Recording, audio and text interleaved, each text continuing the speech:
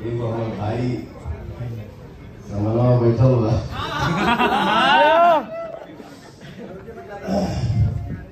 कितना अच्छा लगा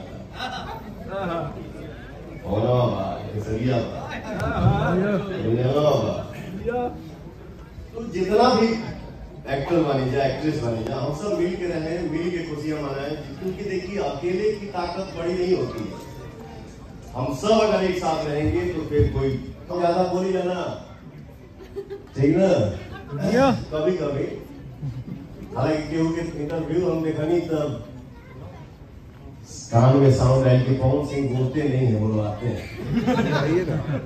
ठीक ना वो बोले लेना बस खाली होली करके छोड़ दे। अच्छा ऐसा मेरा नेचर नहीं है, मैं ऐसा काम नहीं करता हूँ।